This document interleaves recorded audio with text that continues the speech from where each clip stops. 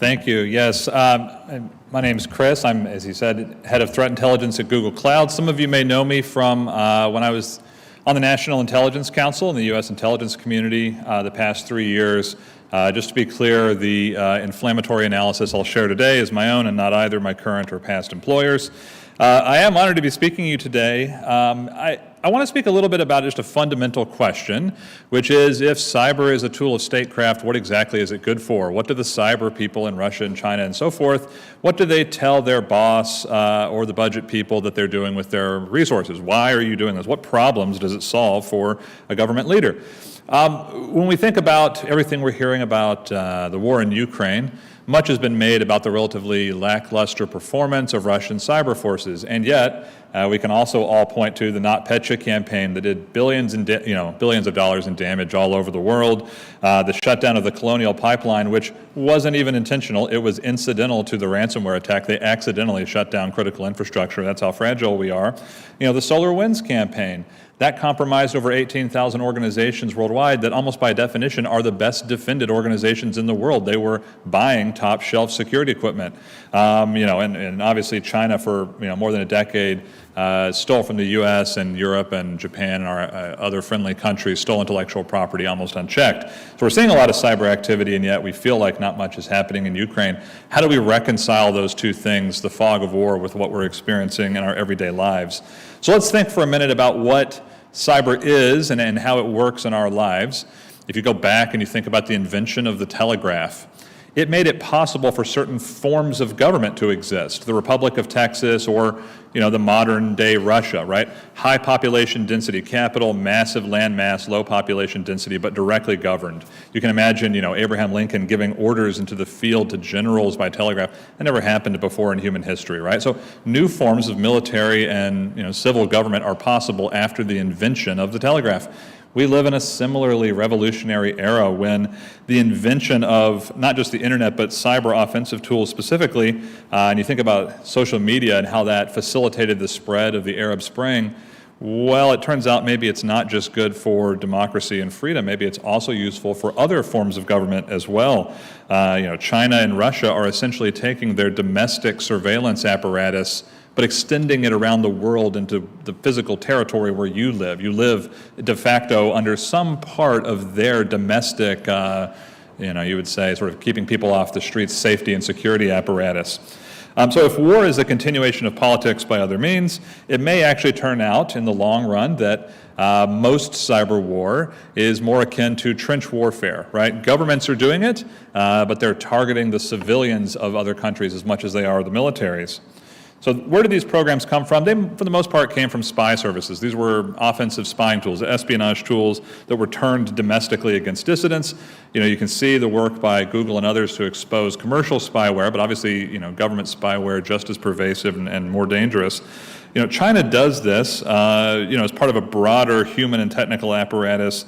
They have heavy investment and economic reach into society. So this is just one part. Other speakers have already covered this well, so I won't, in the interest of being able to take questions, I won't belabor it. But this is an important amplifier for those other digital authoritarian tools, that include, for example, not just running their own surveillance system at home or hacking you, but actually selling that governance model as part of Belt and Road. They're exporting not just technology or economic ties, but a method of governing one's population.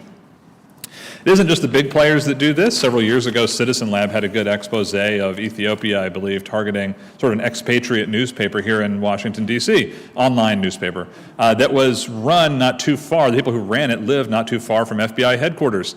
Well, even though they were in the United States of America and were U.S. persons with constitutional protections, and they lived physically down the street from our, security service, it didn't do them a lot of good. This other country was still able to abridge their rights to free speech, right? So think about that kind of governing system and what that looks like. You're turning the entire power of a government against individuals, so it's not just going to be peer-to-peer competition between states. Almost anyone is going to be outmatched against a well-resourced foreign government, even if that government is, much relatively weaker than the government that you live under. This has several implications for cyber defenders, people like me who work at Google, but for people more broadly who make policy and who run free governments, if you want to protect your citizens. Many implications. I'll skip right to one that's sort of my favorite.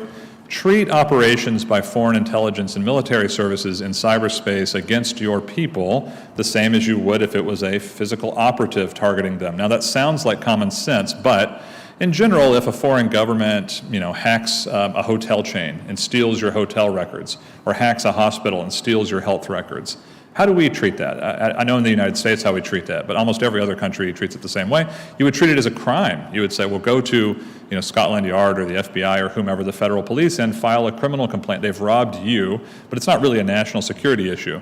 And that's true if they steal one record or 1,000 or 1,000,000 or 100 million. Okay. At some point, 0 times 100 million isn't 0 in this context. They are using their military and intelligence services to do it, so obviously they think it's a national security issue. Why don't you? So we're trying to counter militaries with cops, and that's not going to be a very effective approach. So don't be fooled into thinking that virtual spying doesn't have real-world consequences. Obviously, these can even be lethal consequences, including for U.S. persons. So on that note, I will also speak briefly about the cyber war as such in Ukraine and the lessons we should learn, particularly for China-Taiwan. So the common public narrative would be that Moscow cyber weapons fizzled and that sort of Kyiv has defended itself well. I think the second part is true. They have defended themselves well. I don't think it's true that the cyber weapons per se fizzled. You need to understand how Russia, particularly the GRU, the Military Intelligence Service, what their job is, right? Their job primarily as a cyber force is to do tactical support, to help actual ground invasion and other troops do well at tactical operations. Again, that sounds like a common sense point, but that's not what we expect in the West. We're accustomed to spectacular, strategic, shock and awe kinds of cyber tools because that's what the West, is known for doing. And that's what private sector investigators typically want to spend time researching in order to, go to conferences and present. You might find something spectacular. But if the Russian military's primary objective is to do tactical support, and with the exception of failing to seize Kyiv, the initial invasion at least went really well. I mean, they had a record-breaking pace of gaining territory. Then even absent any other evidence, your sort of Bayesian prior should be that probably the cyber forces went fine. I bet they're applying for bonuses and medals. There's no reason to think that they failed.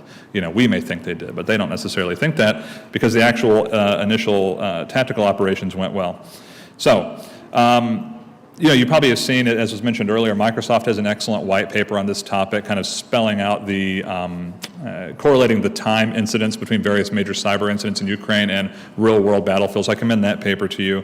Google's Mandiant team has been on the ground with the Ukrainian government since the beginning. We continue to see a very high pace of Russian operations compromising government and critical infrastructure systems. It's a constant back and forth. My point being, again, there's no reason to think that Russia has been repelled. They're just, actively being engaged and having to be defended against.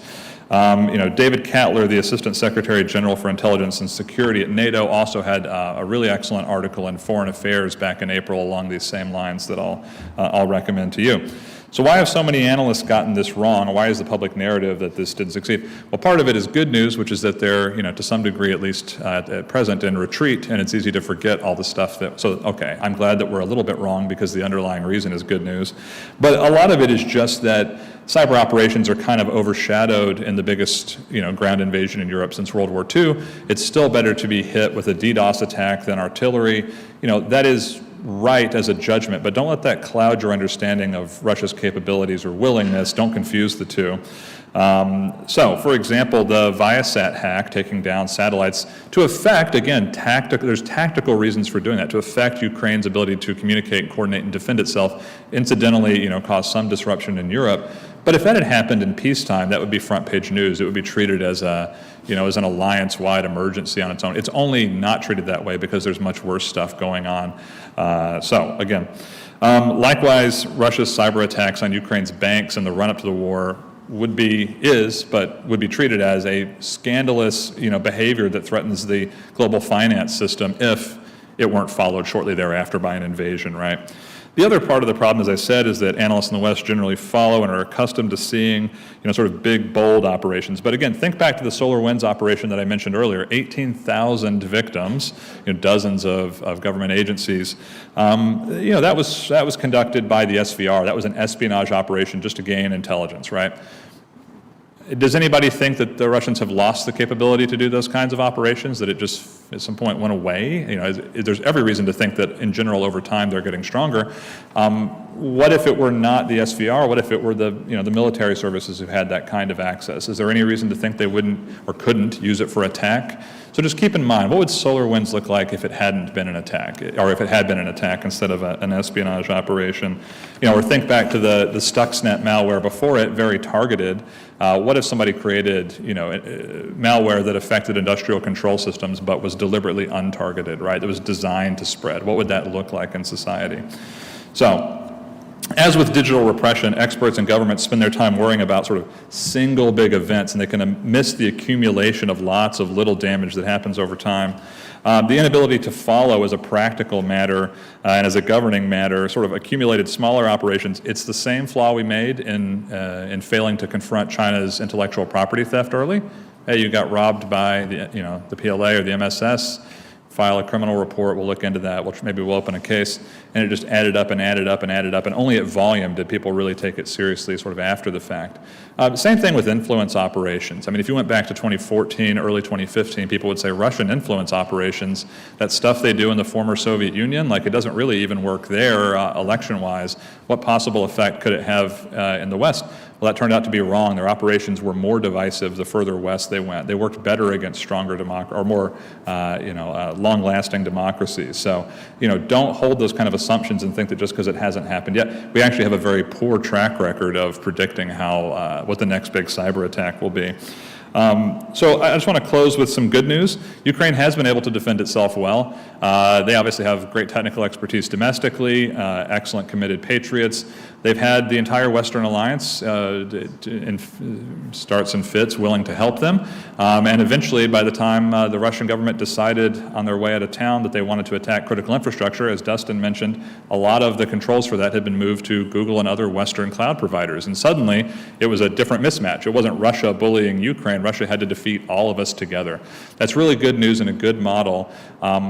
It'll be more difficult if we need to defend the next democracy or if we need to defend Taiwan. Here we kind of had a best case scenario where everyone, private sector and governments, knew months in advance what would happen, when it would happen, what the targets would likely be, and we only had, all of us could work together to defend just one country. What if the war in Ukraine, God forbid, were to escalate and spread? What if it were to, be China, Taiwan in the future? Would you have as much notice? So my point is, you need to start preparing today to share intelligence, to be forward-leaning on the support we offer one another, use of, obviously leading technological services, making sure those are available to all NATO and other democratic members, and just lean forward on preparation. Any given day of the week, if you say, well, I think the cyber war might start tomorrow, you're going to be wrong almost always until you're not. So a lot of your preparation may be wasted, but actually you're going to want to have done that preparation. Worst case scenario, if you're preparing for a conflict that doesn't come, you're still more secure. Your people still have their freedoms better defended against commercial and other vendors, and your intellectual property is safer. That's the worst case scenario.